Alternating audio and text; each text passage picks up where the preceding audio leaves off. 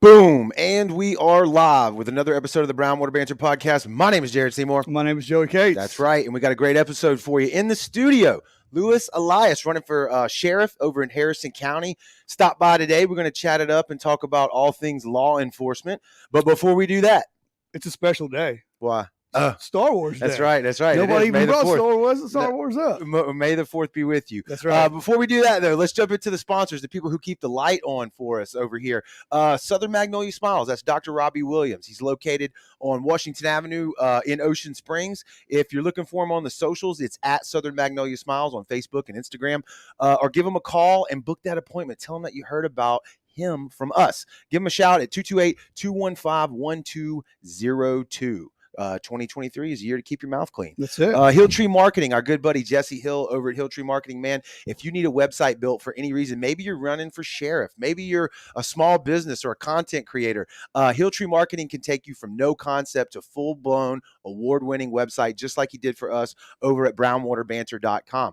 Jump over to hilltreemarketing.com. Look at some of the local businesses that he's worked with. I think some of the names you might be familiar with. He covers the whole gauntlet, man, from concept to photography to the IT side of everything. He'll have you up and running in no time. Next is our buddy Taylor and Cox Law Firm over in Pascagoula. They've been practicing law for over 30 years. They specialize in criminal law, family law, and civil litigation defense. Everybody that we know that's in that industry sends them highly recommended. We're super proud to have them on board as one of our sponsors, and we need to get Tyler back in the studio and chat it up with him again. So if you find yourself needing some legal representation, man, give them a call at 228-696-0111. Our buddy Trevor Reed, he's got the 5th annual downtown Ocean Springs crawfish cook-off. That's going to be May the 27th, which is a Saturday. If you've never been to this event before, it is a great event.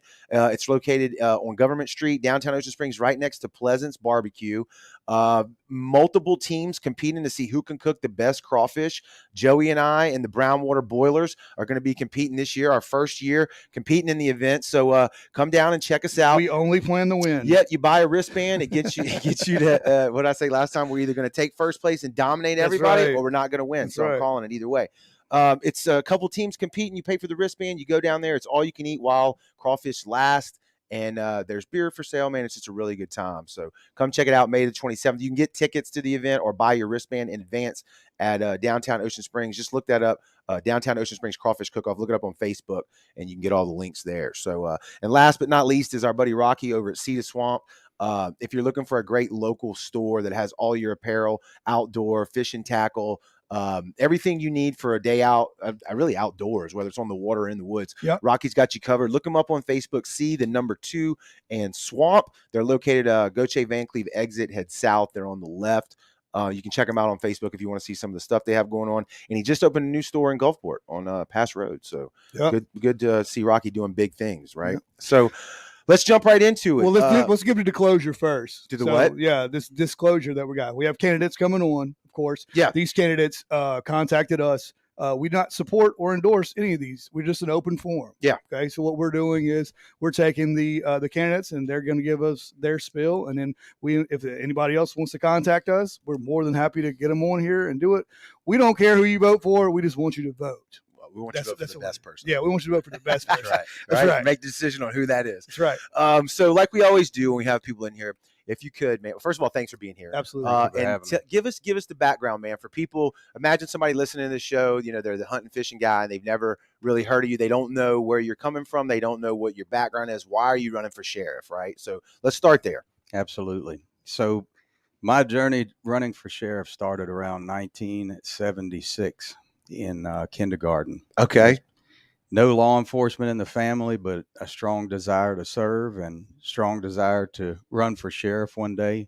My sister produced a picture of me in a parade, a career day parade, which I thank her for later. And it's been a long journey. It's certainly not what you pictured then. There's a whole lot more to it, and it's not about me at all. It's about a community and an entire agency, their families. Huge picture, huge responsibility, without a doubt. Yeah, no doubt. It's kind of weird because usually you see, especially with a drive like that, coming from would come from a police background. somebody like a father or uncle, but you were just bread and butter right out the gate, right? Yes, absolutely. For me, it was I wanted to be a fighter pilot because of Top Gun, so that's what I dressed up in as career day for probably 3 or 4 years straight. You used to see that like in kindergarten. I'm not a fighter pilot, which is the way that the things have changed. It used to be astronaut, fireman, police officer, and now it's like YouTuber. Oh yeah. It's definitely TikTok superstar. Right. Never got into that. Yeah. It didn't exist when we were kids. Correct. So how'd you make it? What'd you do? First step into making that a reality after as you grew up through high school? You just join the force, join the police force? Well, that's a fun story. So I started college at USM. Okay, I'm a graduate. Let's go. Yeah. Well, I'm not. Oh, so neither am I. Nice. That brings about a whole new topic. And, right. And my father was a professor, and all of my brothers and sisters are highly educated, and you're looking at the exception to the rule. Okay. So attended USM and got a great start in criminal justice. They have a great program, and temptation struck. I got an offer to come to work full time as a police officer, which was dangling my dream in front of me. Yeah. And the phone call to my father, who, like I said, was a professor and high on education. He didn't go well. Yeah, he was not happy with that decision. Didn't go too well. We've mended fences since then, but it resulted in quite a ride. Couple months in a regular cab Toyota truck with a 200-pound Rottweiler, learning what it was like to live on my own. Oh wow! So he said, if you're gonna go down this road, you're gonna do it. You're gonna do it on your own. No, oh yeah, tough love. Respect that. Yeah, tough absolutely. Love. Cut them teeth. At least it was a career, right? At least you weren't like, Dad, I'm gonna go. I don't know, like move to California and be a hippie or chase something. a man. Yeah. It's like, what are we doing here? Right. It's a career. Right. Yes. So how did it go? I mean, you joined the force. Where'd you start out? Got emancipated around 19 years old. Okay. In front of a circuit judge, Judge Valajos, great guy.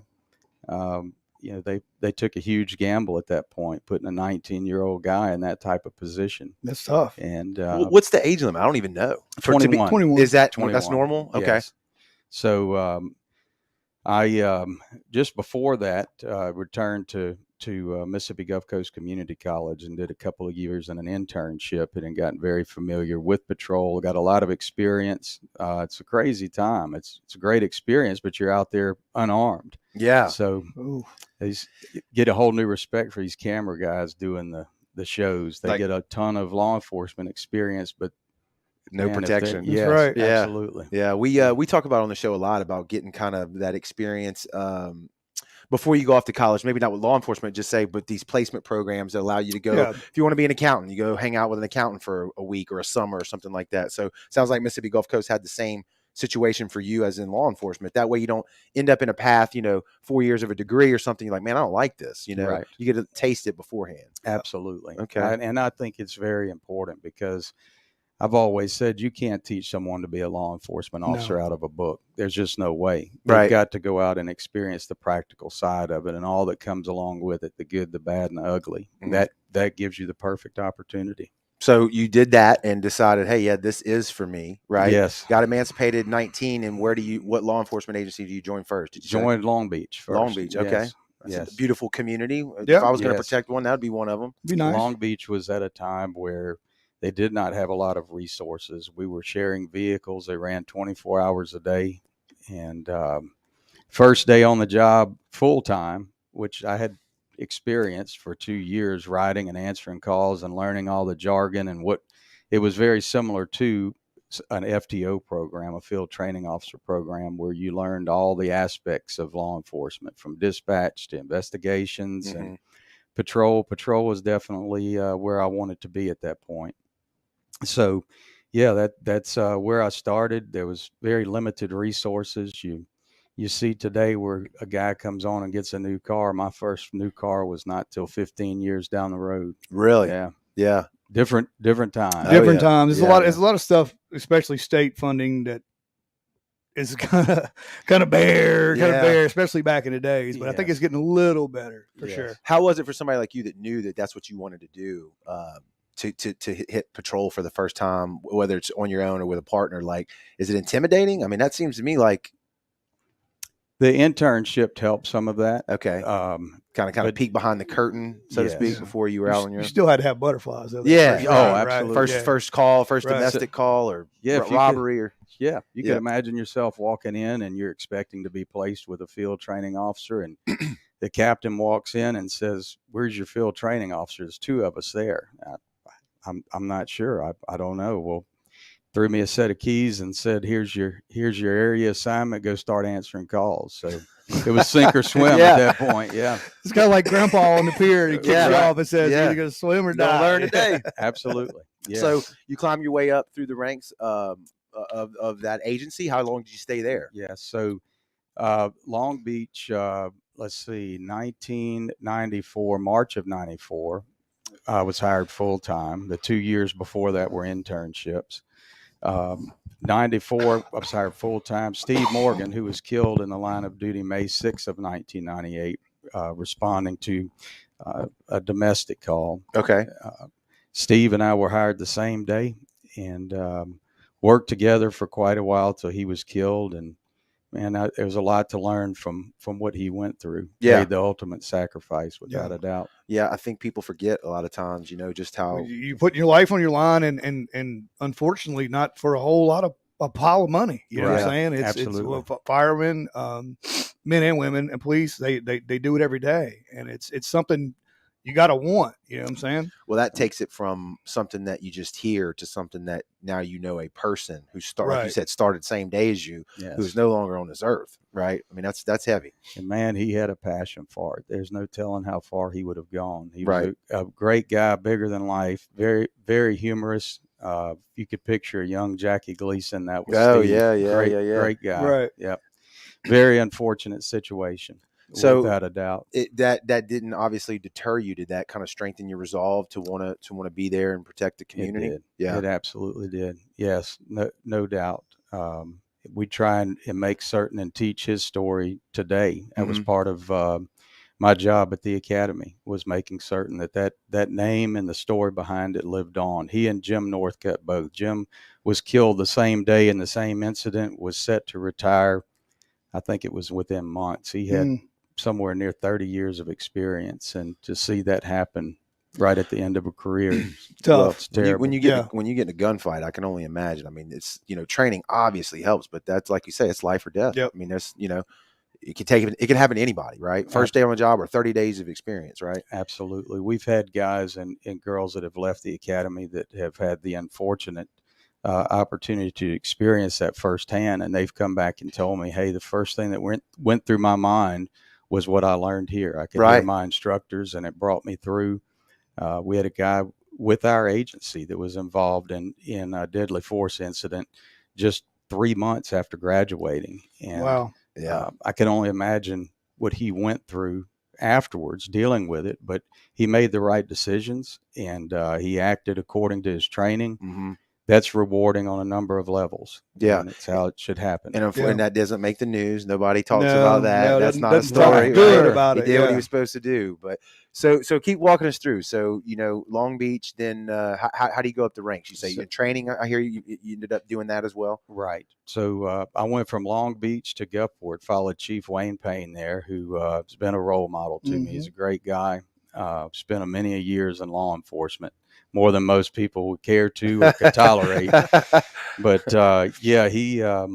he had me over to Gulfport and spent some time there, some time with the Mississippi Gaming Commission. Bigger pond, Gulfport, right? Yes, you're the little fish in the big pond, and you escape all the small town politics, which is great. Okay. I also had a strong desire to run a business, and started a lawn care business and then a trucking business. Got both of those going, and trying to do all at the same time was a blast. I was gonna say, while you were an officer, are you doing that? So yes, and then I took a brief break from law enforcement back in it was probably 2002, 3, 4, somewhere around in there.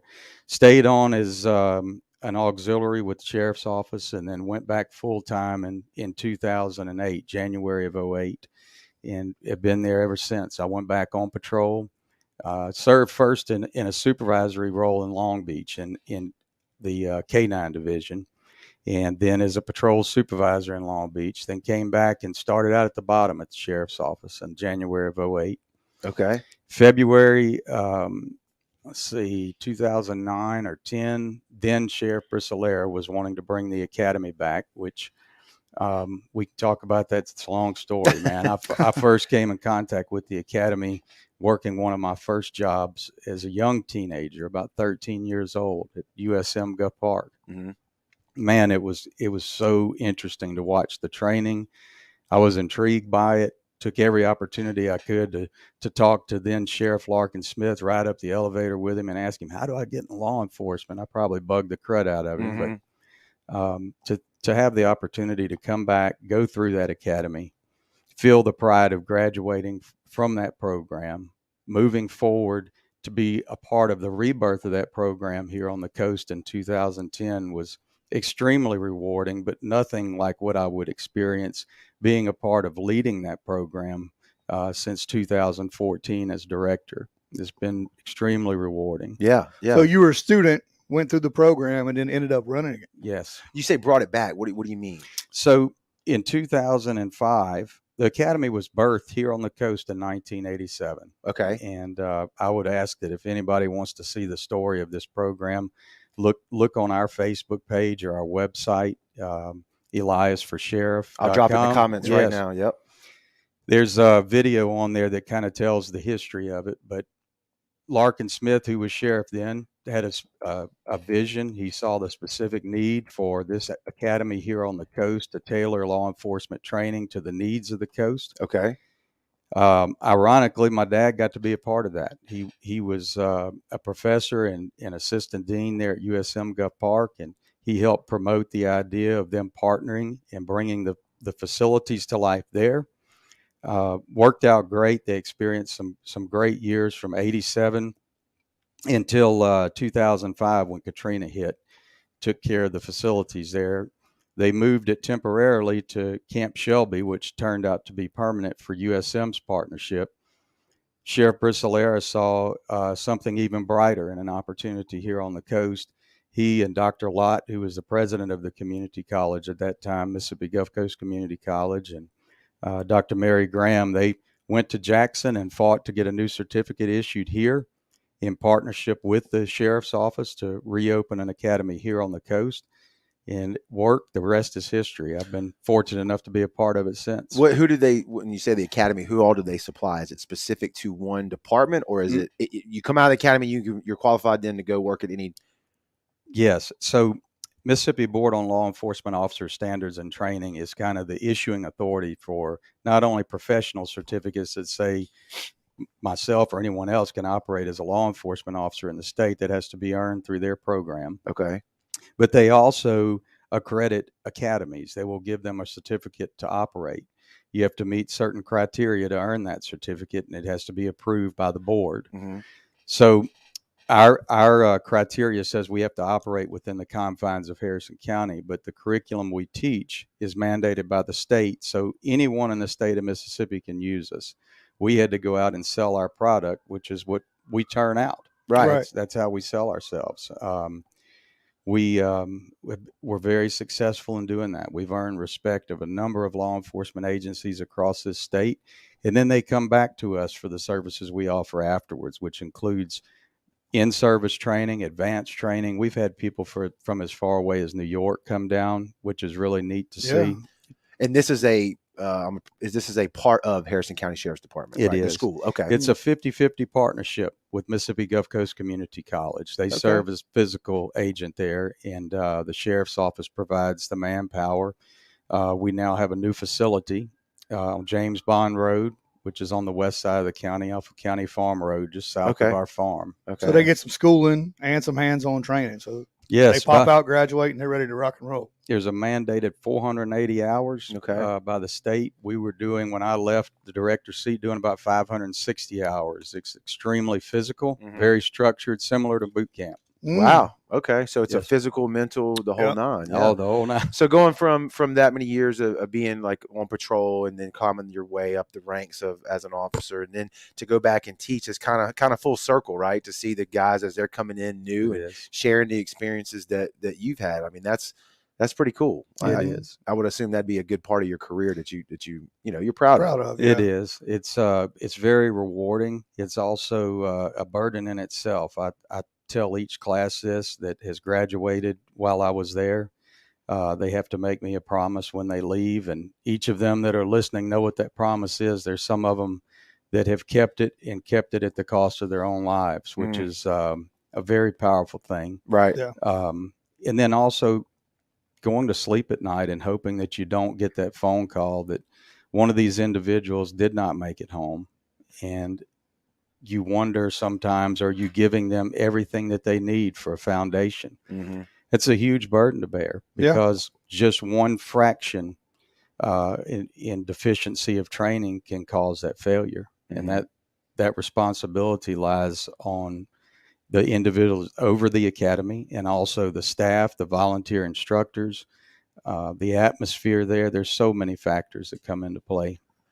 Yep. So take us then from being the director. When the sheriff bug bite. Yeah. When did you get? When did that bite? Well, the sheriff bug bite was back in kindergarten. I was going to say, we started. We just came full circle. But yeah, I knew the time was coming. And like I said, it's nothing like I expected it to be. I clearly understand that it's not about me. There's a lot that I've learned and quietly watched and learned from, where sometimes we don't see things that should be seen, people that need attention that don't get it. Mm-hmm. Our agency's big. I Yeah. mean, we've got well over 300 employees. Each one of those employees have their own feelings, their own families. All of our actions directly affect each of those employees and their families, and their children. And my goodness, when you start thinking about that, the responsibility grows rapidly. Taking time to talk to each of these employees, from enforcement to the correction side. Could y'all just imagine for a moment being a corrections officer? Not at all. Nope. You're No way. literally signing up to be incarcerated. Yes. Yeah. Disrespected. Yes. Every day. My goodness. And for pennies, number one. Yep. Number two, you're asking them to do an awfully tough job that comes without thanks. It comes without publicity. So a thank you from the administration or those on the opposite end of the spectrum goes so far. Huge. Yeah. It does. It absolutely does. And understanding the deficiencies, the needs there. There's so many little things that we could do differently, and not criticizing anyone or the way anything that's been done. But there comes a time when you identify an issue or a problem and you correct it and you move forward in a better form. Right. Our reserve division, my goodness. I mean, these guys have full-time jobs, have families. They come out and do the same job that we do. They have to go through the same training that our full-time guys do. They just don't board when they do it. It takes us 11 weeks to put a full-time officer through our training. It takes them about 6 months. But even their instructors, even the director of the part-time academy, Captain Greg Federico, all of this stuff is done on a volunteer basis. That's amazing to me. That is commitment above all else. I've spoken at a few of their graduations, and I've told them that they define the fine line and difference between a hero and a superhero. The hero's getting paid. Superheroes doing it for free. Absolutely. How does that work? Do you pull them in for like big events, Mardi Gras and stuff like that? They do all of the above. They do the same jobs we do. You'll see them supplementing shifts where we're short. Yeah. You'll see them doing the jobs that none of us really want to do, the Mardi Gras, right. the ball games, the weddings, anywhere there's a need for an enforcement presence. Spring break on down. I mean, these guys are there. They're there without question, and they're there because they want to be. Wow. And that's voluntary? They don't get paid when they're even on the job? That's correct. Wow. So that's really wanting to. Wow. Yes. Wow. Really wanting to. Yeah, that's intense there. It's really it's underthanked, but they should be getting the best of everything. We should have some of those guys on the show. Yeah. I'd love to have a couple of those guys in here. That's part of the faction that I talk about that goes without recognition. Right. They don't expect it. That's what's just makes them that much better. Yeah. That much more deserving. Well, you've been in the game for a while, so Yeah. I'm sure you've seen a number of things change and develop over time, right? So what's law enforcement like now compared to when you started? It has changed immensely here on the coast, but not as much as elsewhere. Right. We've got a great place to live, y'all, Mhm. and that's part of what has motivated me to run is protecting what we have here. Mhm. It's got to be preserved. You can look back over the years of the graduating classes, our ceremonies. There's one thing that I say at each one, and there's one thing that we teach in the academy, that one of their greatest responsibilities is preserving that fine, fragile trust between the community and law enforcement. Yeah. Because once that's broken, it's terribly difficult to get back. It's tough, especially now. That was one of the questions I've been thinking about all day is, it used to be like pride to be an officer, not really officer. And now they kind of get looked at, especially the time we live in. It's kind of like, they're the enemy. They're the enemy. Right. Yeah, right. And you're paying these guys and girls nothing. The community in some communities don't like them. You know what I'm saying? It's like, how do you keep recruiting these officers? How do you keep recruiting people to be police officers? So that's a good question, and it can be tough. However, our enrollment at the academy was steadily climbing. I think that people are seeing that we have a great place to live. I saw a number of individuals that were law enforcement officers elsewhere that are coming here to work because it's a better place to work.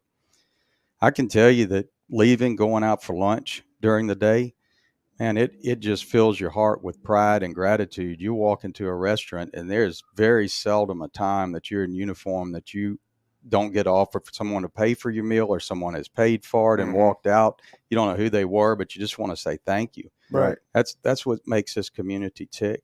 It's great. Yeah. So I think the future of law enforcement here on the coast is bright. It just has to be led properly, and we need to preserve things and take pride, be transparent, accountable, and we're going to be fine. It's a lot easier to drive down the beach to get lunch too. Yes, no doubt. Yeah, you mentioned the integrity with the community. I mean, unfortunately, it hadn't been too long ago. We found out, I think a sheriff that was well liked by the community ended up not being exactly who he portrayed himself to be. Over in Ocean Springs, if you know what I'm talking about. How do that you don't realize just how much authority or power or effect, whatever you want to call it, that your local officials have on a community, which I think is a great thing whenever it's entrusted to the right person, right? We talk about it all the time when it comes around to like election season. Yeah, everybody wants local to vote. Ones are where it's at. Yeah, everybody wants to vote for the president and all that, and you should, and it's absolutely important. But man, what did COVID prove to us about how important your board of education is at your local schools? Right? How important is that now? I mean, hopefully people are aware of that, and the sheriff office is no different. And I only point him out just as the kind of a not good example. Far more great examples than that. Right. But you can see just how much damage can be caused, right, if you have the wrong guy in that seat. Yeah. Absolutely. So I totally agree with you. And there are going to be unfortunate times. When I'm speaking publicly, I tell everyone to please always consider that there are bad doctors, there's bad lawyers, bad people everywhere. And doctors and law enforcement are where that hits the hardest. Yes. And we have the most making up to do, but it comes through a process of vetting and, again, accountability. Right. So, correct. What do you do after the fact? Yeah. When somebody's done wrong, how do y'all handle it? And that, to me, whether you're talking customer service with a product that you've bought or an agency, it's the same thing. It's like, hey, you can't control a human. We messed up. Right. Here's how we're going to fix it. Yeah, absolutely. For sure. Yes. And too, when you're dealing with elected officials, the other thing that I've run into is, hey, I know your opponent, he's a nice guy, or you're a nice guy. But I ask everyone to do the same thing. Put on your blinders, change our voices to robots, listen to the individual that is recognizing the problems we have, and listen to both individuals that say, hey, this is the specific plan I have in place to address this problem. And as a voter, you use that to make an educated decision. That's where it ends.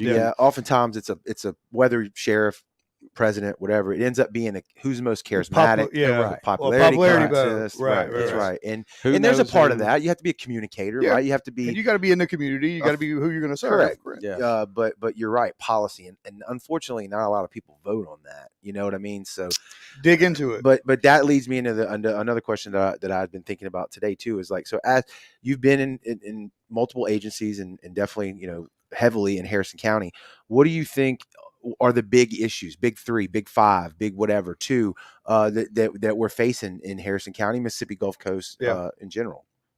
So without a doubt, the top 3, and I cannot put these in specific order because they are all so important to the success of our community. Correct. Yeah. Correct. School security. Okay. It's been a passion of mine for a long time. A lot of research done on it. Again, we have a video up on that.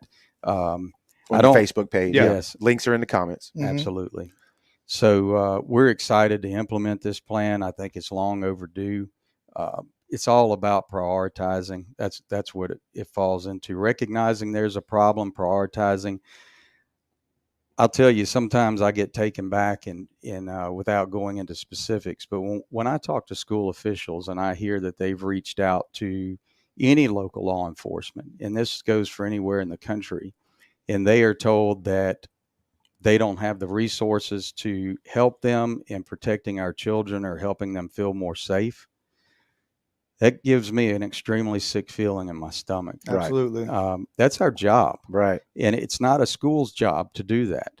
I've seen finger pointing go on in different jurisdictions where I'm left scratching my head because a teacher didn't raise their right hand to swear to uphold the Constitution, to serve, to protect.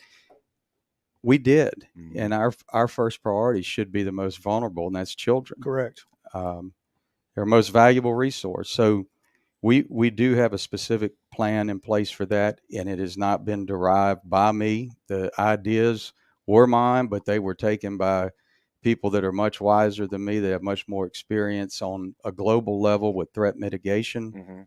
And hopefully we're going to be able to put this thing into play.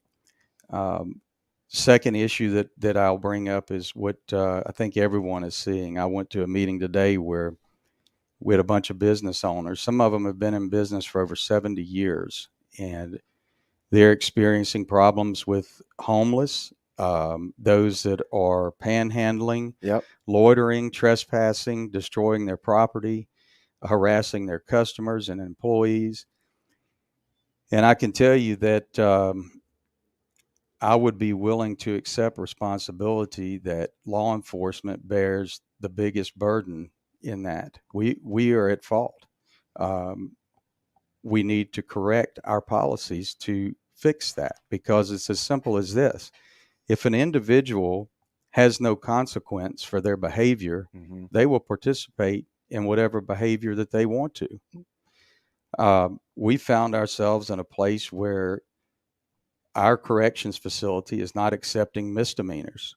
That has literally tied the hands of local law enforcement, local judges, and I don't know where it happened.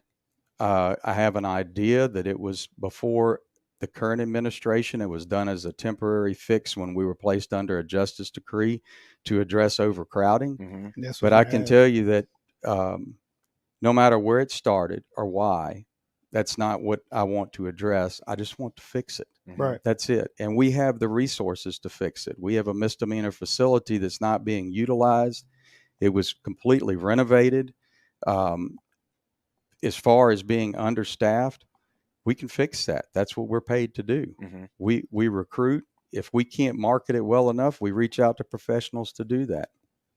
So without a doubt, that has a direct impact on economic prosperity. If our businesses close, we can take it to the house. Hang it up. That's it. Everybody shut the shop down. I think both of those topics are obviously big Huge. topics, but they kind of both fall under the mental health umbrella, right? You talk about somebody to do something like we've seen in the news to a school, to children. Obviously, you're not hitting on all 8 cylinders, right? All the nuts and bolts. Yeah, some screw somewhere is loose. Same with the homeless. I think a lot of those end up being people that have severe mental health issues and or Drug problems, yeah. right? And drugs being a whole another category that kind of mental health, like the state eventually kind of like washed their hands, right? Like we don't have mental health, like adequate psychiatric facilities. They don't make money. They cost a lot. There's a lot of liability there. So I think those programs kind of just shut down. Well, where do those people go? They end up under a bridge. Dealing with your officers when they're having some type of episode where they don't know what, they've lost touch with reality, or they mix in drugs, or they are just someone who's in psychosis because of drugs, right? The burden gets placed on y'all. Right. I want to make one thing clear. Being homeless is not a crime. Correct. And I was going to elaborate on that. But go ahead. And having mental illness, which is very real, is not a crime. But whether you have mental illness, or you're homeless, or you're living in the ivory tower, if you go commit a crime, there has to be consequence 100% for our system to work. We have broken the chain in the justice system. It has to be fixed. It's that simple. I feel like I have a solution for that, and that's why I'm here. Yeah. Yeah. Do you have a plan put in for? I'm sure y'all do a little mental health training as officers, right? We do, but I will tell you this: mental health cannot be addressed or resolved by local law enforcement. Correct. It has to come from a state and federal level. There is a lot of work that's gone into securing that funding and those resolutions, but we're not quite there yet. I have all the faith in the world that we'll get there. In the meantime, all we can do is make certain that it does not turn into crime here. That's where we step in. Right. And like you said, regardless of what's going on, crime is still a crime, and you have to address it. And you have to. We had a question come in from Dan Henson in the comments here. He wanted to know how many of the auxiliary officers transition to full-time paid positions, if any. I've known several of them. I couldn't give you an exact number, but there are some that have. There are some that have gone part-time with us, and there's some that have stayed with us as volunteers for a very long time and have done a lot of good work. I could not imagine this agency trying to absorb those hours. I don't think our budget would stomach that. Yeah. If we didn't have them. Yeah, that's thanks, Dan, for the question. We appreciate it, man.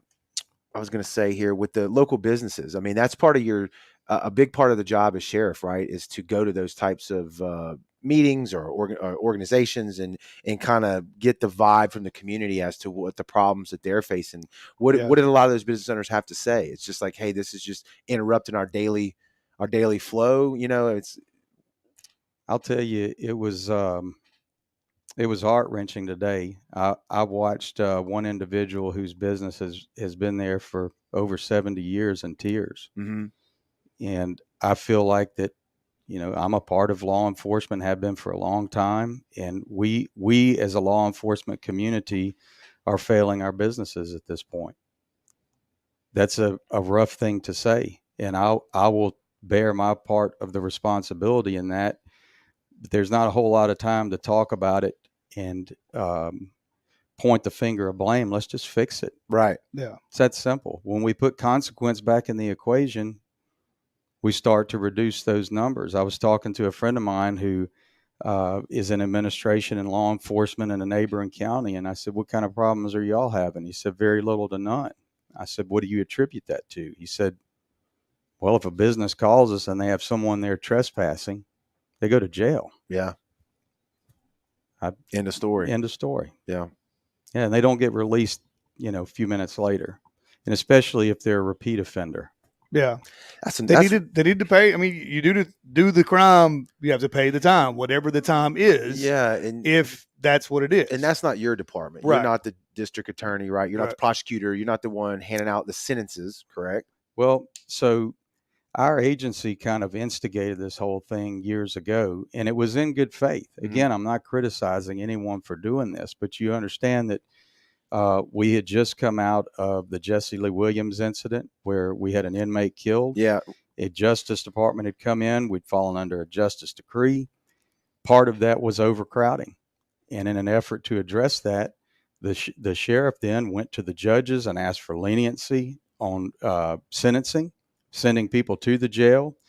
They went even further and implemented temporary policy to stop accepting misdemeanor offenders. Well, y'all, that was many a year ago. Okay. We're I in didn't realize that. 2023. Yeah. And it, so it never swung back. Right. It's still there. Right. Yeah. Yeah. But I guess my point is that even though that particular sheriff lobbied for that, it still wasn't his decision. Right. And so what Joey's talking about, and kind of like what I hate to see is in the news when someone commits like a violent crime and you look back and 12 months ago, they committed a violent crime, sometimes with a weapon, sometimes with a gun. And it's like, how are these people still on the street? On the streets. Like, I mean, we can debate homelessness and stuff like that and not feel good about putting those guys in jail, but still understand it. But violent criminals. If you commit a violent crime, like, I'm pretty good with you being in jail for a while. Yeah. Right. You know, absolutely. I think we can get behind that. Everybody can. Right? Yes. And you know, most of those guys are being sent to prison. We run a regional correctional facility, and the majority of the individuals that are coming in here from local agencies are your daily arrest. And that's for committing misdemeanor crimes here. Right. The felonies here until they're sentenced to a state correctional facility or a federal correctional facility somewhere. So, yeah, absolutely. But we have to fix what's wrong with our policy within our agency first. And I think that we've got a community that is more than ready to do that. How is the overcrowding? Is it better now than it was at the time that you're talking about? It is.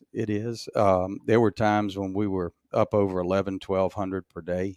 And here's where the problem starts. The jail was designed in the 80s for the population of the 80s. Right. We still have that same jail we've sunk millions of dollars into to make it pretty. Putting lipstick on a pig. Yes, absolutely. Yeah. And so at some point in our time, we're going to have to look at enlarging a wing or two on there to accommodate this increase in population and crime. But that's the one right over there by the interstate? It is. Yeah. It's been on many a news story. So we hope to keep it off of there. Yeah, for sure. Doubt. But it's there's a lot of things that need to be worked on there. We have a huge deficiency in employees right now at the jail, hovering somewhere around 70 or more down in the jail, which creates a completely dangerous situation for both inmates and employees. Yeah. And again, I don't know that any one individual is to blame, but we have to fix that. What's a good number? You said 70. What should we be at? Do you know roughly? So total employee wise, we are at a deficiency of 70 or more in the jail. So we need to pick up at least 60 more employees. That's a pile. That's a lot. Relative. There's been candidates that have run for sheriff in the past that have criticized the sheriff that was in office before for being 12 people down. So if that tells you where we are right now, and the population has done nothing but increase. Now, is that something day one you can address, or is this something you got to fight budgetary wise, right? Where's the money going to come from? Money's there. The PIN numbers are there for the employees. We just have not been able to retain them. We've recruited quite a few. We just have not retained them.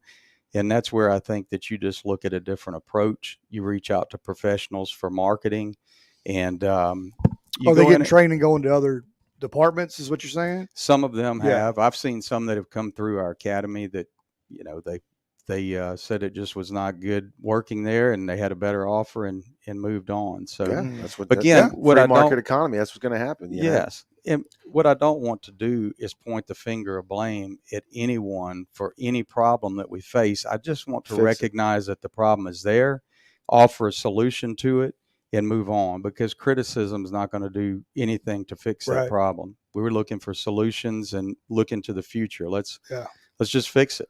Well, you brought up the community, and it's hard when the community kind of turns on officers. Yes. And I know like we said, we talked about it before, but is there a plan that you have in place to kind of get the community back going with the police officers and have their back again?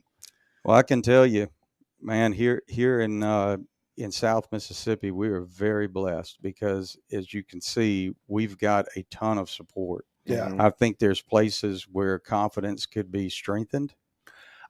I feel like they had something in Gulfport was Yes. doing, right? They were doing some community outreach to where the Where first they time brought you the see neighborhood in. well, they wanted to make it the first time you see an officer. It's not necessarily for a bad situation. Right. Like, oh, I've seen Officer so and so. He came to my school when I was in elementary school. Or I think one of them went to a barbershop, which is like playing basketball with them, chatting it up with people like that, you know. And that stuff does help. Look, the more that every one of us can be out in public and accessed, the better. Right. Because it's very intimidating for if you had a problem with someone or someone in your family had a problem and you had to come to our jail to see a sheriff. That's intimidating. Absolutely. You have to walk through gates and secure areas, and you're subject to search. And well, my goodness, wouldn't it be nicer just to meet at the Cracker Barrel? There you go. Yeah, talk it over there. Yeah, absolutely. So being accessible, being accountable, being completely transparent. We're gonna mess up. We're humans. Mm-hmm. When you mess up and someone has a problem with it, you don't go nuclear on them. Right. You talk about it.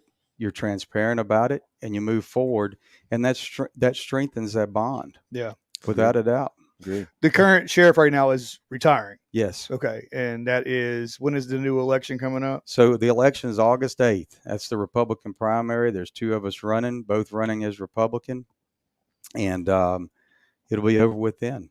Okay. What is there a is there what do you have to have to run as sheriff? Like you can't just say day one I'm running for sheriff, right? Explain to us. You'd be surprised. Yeah, Really? I want to say that it is a little weird. It is, yeah. So the job of sheriff is not all about law enforcement. The job of sheriff is basically running a business.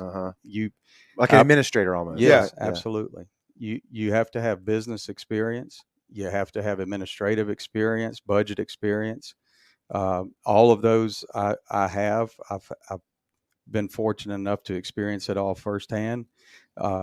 I've seen sheriffs across the state that have no law enforcement experience, but they'll bring someone in as their number two guy that's very strong in law enforcement. So, and it's kind of like a head coach of a football team. You know, it's funny. You're bringing an offensive coordinator, and then, The reason I kind of knew that is because Clint Eastwood ran for sheriff one time, I think in Texas, and he didn't have any law enforcement experience at all. And I can't remember if he was, but he's Clint Eastwood. I'm voting for him. I've seen all his movies. Ronald Reagan ran for president. Yeah, that's true. And won. One of my favorites. Yeah, no doubt. And won. Absolutely. So anyway, that's why I knew that. Yeah, but that's funny. So, what's it been like on the kind of on the campaign trail so far? I know we still got a good ways to go, but has it been you shaking hands and kissing babies? Yeah, has it been what you thought? It's quite fast paced. I can't find the right analogy for it, man. It's probably its own thing, right? Merry-go-round, but it's a great experience. You get to learn a lot. When someone has the opportunity to talk to you in a comfortable situation, which is what we were talking about before, it's amazing what you can learn. Yeah. Had a chance to talk to a lot of our employees and agencies out there, other officers, some of which came through the academy. A lot of them came through the academy, and just hearing what their concerns are is very moving. It's motivating. And again, I understand this isn't about me. It's a much, much bigger picture, right? Without a doubt. We're excited. It's been a fun process so far, but we've been going 7 days a week since June of last year. Oh, wow. Okay. So you've been in the trenches for a minute. Yeah. I don't even think my dogs know who I am right now, but we're enjoying it. Now, looking forward to August. I'm guessing you have resigned your position with Harrison County, and I guess your opponent has resigned. Is that a qualification? Is that a requirement? You cannot be working for the county that you're running for? It's a little weird. The way our civil service is set up, once you get past captain, then you become at will. And by state law, I could have stayed and run at will. However, I'm still subject to the criticism that would have come, the accusations of politicking on duty. I didn't want to do that. That puts our agency and muddies the water a little bit. Yes, that would have put us in a bad position. So, yeah, and there's no way to do both, honestly. Right, the time constraint, I would assume, right? Yes, without a doubt. Yeah, okay. Harrison County's huge. A lot of people don't realize Harrison County's huge. You know how many square miles it is? No. 550 plus square miles. A little over 900 with the waterways. It's huge. That sink in. Yeah, that's a lot of turf. And you got small. You got Long Beach has their own, Biloxi has their own, Gulfport has their own, but everybody leans on Harrison County, especially for big events, to come in and help out. I guess all agencies do, right? They do, and I think that our mindset moving forward should be this. When it comes to law enforcement, there should be no boundaries. Harrison County is Harrison County. We all should help each other, should communicate, share intelligence. That's where success is found. It's amazing when you have a big happening and you talk to someone from a neighboring agency and they have no clue what you're talking about. Wow. Yeah. There's so many law enforcement resources out there that we can share information with that would help solve crimes at a much faster rate, at a much more successful rate. Our radio systems, my goodness, man, if I told half the stuff we get in a pursuit, go to Stone County, we can't use our radio. Oh man, it's 2023. What are we talking about? When I was on patrol in the 90s, we could, but we caught up with technology. Y'all must have. We need some CB whips on the back of those things. Like, who's the lowest bidder? Yeah, we'll take that. We'll take that one. It worked better than what we have. Right. It's crazy. That is crazy. I mean, especially for officer safety. I mean, for everybody's safety, you should be able to talk for sure. Yeah, absolutely. Jumping on his personal cell phone, trying to call in and be like, "Hey, here's where I'm at." Good luck with that. Yeah, some of our rural areas. That's true. How does that work, Joey? Joey mentions, all the different kind of agencies that are in Harrison County, like jurisdiction wise.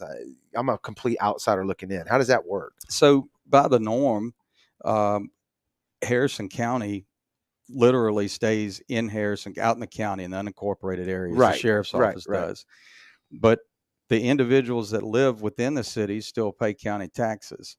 So to me, when someone says, hey, that happened in Long Beach, it didn't happen in the county, it did. Yeah. They should see our presence there. We should be a support to each city as well. But you have arrest authority there. You have pursuit authority. Yeah, like I said, complete outsider.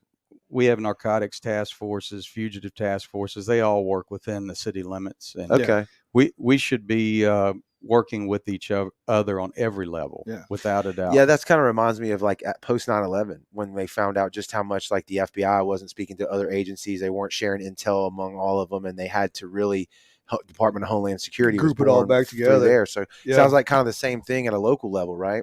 It is. That I've always said this, that when you put ego and status quo into an equation, the final result is going to be catastrophic every time.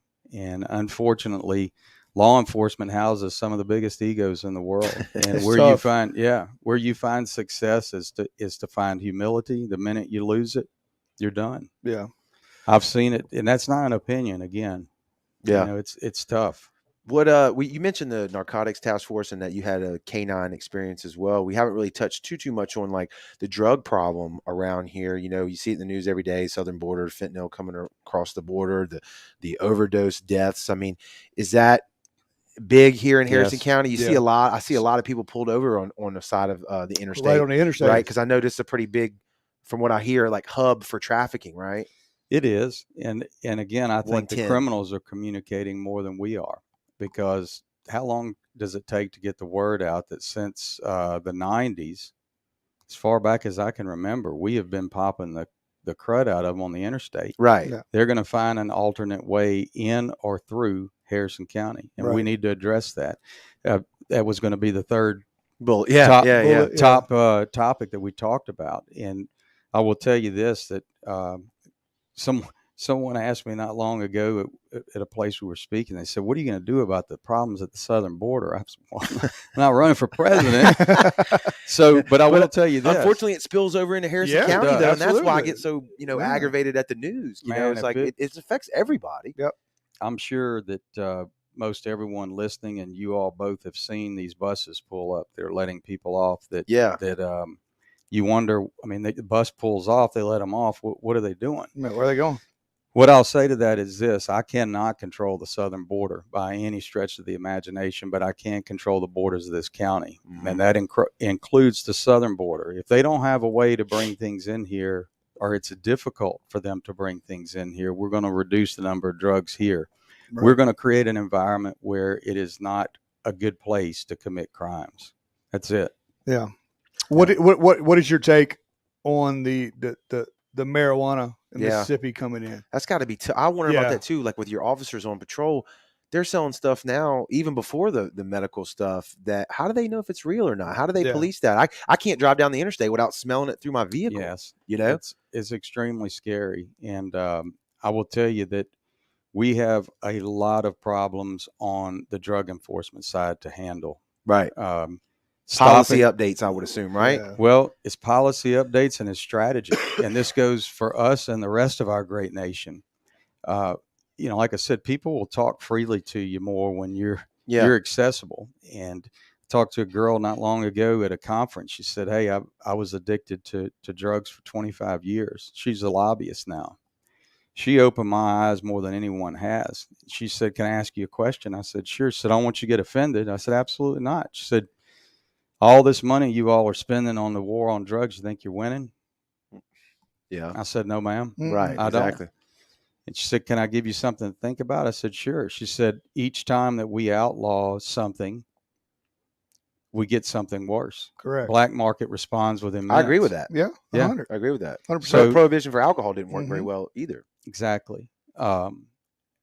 Look, I'm not going to sit here and tell you that I'm for or against anything, but I will tell you this: it makes you pause and think.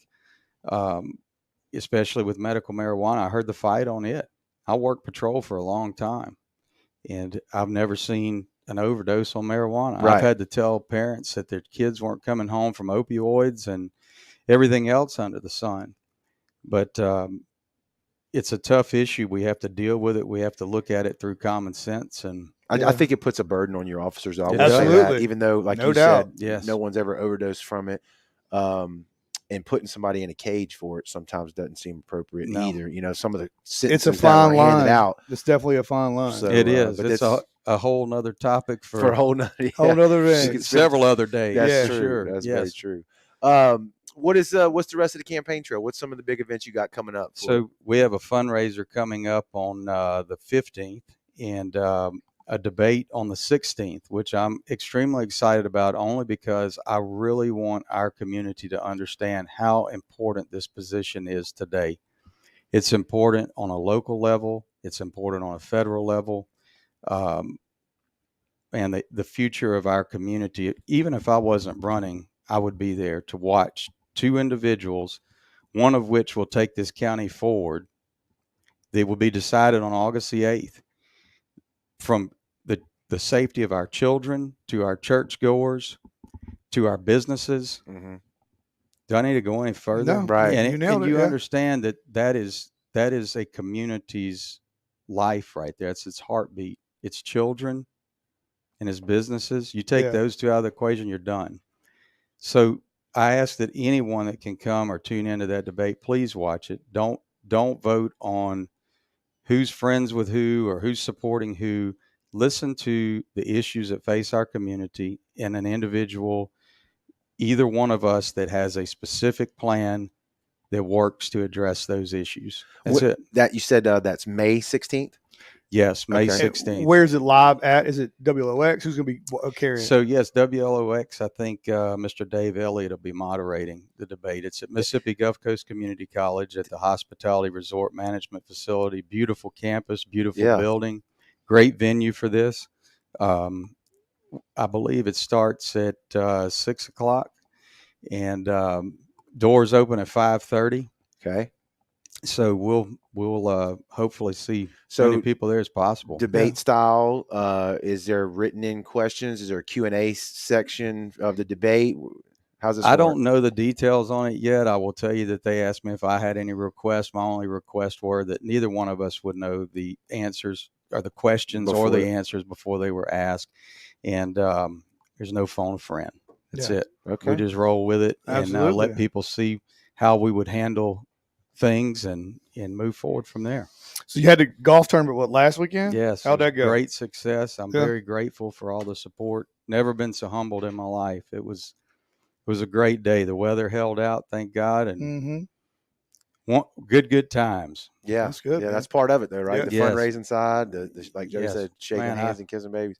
Tell you, y'all would not believe what it costs to run a race today. I just thought, man, I'll find a way around some of that, but there's no way. You have to reach such a huge audience. Right. Harrison County's huge. You got what I would say is go price the smallest political sign, those little plastic signs that you see everybody put out. Those are the smaller ones. Go price those. Yeah. Yes, they are very not expensive. Cheap, yeah. and those are the small ones. Right. You know? Yes, I I get a little itch in my stomach when I think about it. We put 1,000 out this weekend alone. So, Yeah, that's a lot. And then when people tear them up, man, you want to say, goodness gracious, I'd rather you just punch me in the nose. Right. Don't tear the sign. Yeah. It costs too much money. That's right. Yeah.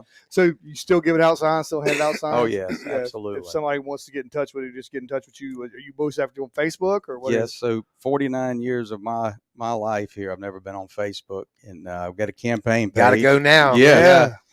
Got to catch up with the times, right? But we're on Facebook, Twitter, see other ones there are out Instagram, there. YouTube, Instagram. Yeah.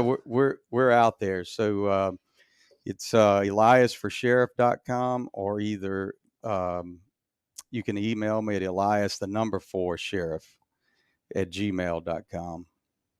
Get you a sign. Love to hear from Yeah. you. Yes. Yeah, Any like questions you have, I'm always open. There Absolutely. Sounds to me like he's accessible, so that's right. always a good thing. Well, I tell you, we appreciate it. Appreciate you stopping by today and Thank taking y'all for time. having me. Appreciate what you do. It's an honor to be here. Oh man, yeah, we love it. This is what we like to do. And good luck on the future endeavors, man. Yes, yeah, absolutely. Yeah, and if there's anything we can do, you let us know. And after all this is over, let's go hunting and fishing. We'll be good for that. Yes. We can do that. Absolutely. That. But if you want to stop by before August again, we got a few months. I would love before to. that is. You can come back on and reiterate. I don't know how y'all would feel about this, but I'll put it out there. I would love to have both of us on, both of the candidates that are running for sheriff, and take questions from the audience. I think it's so important that our community is able to ask questions and hear directly from that individual, not what someone else says they may say or their stances on something.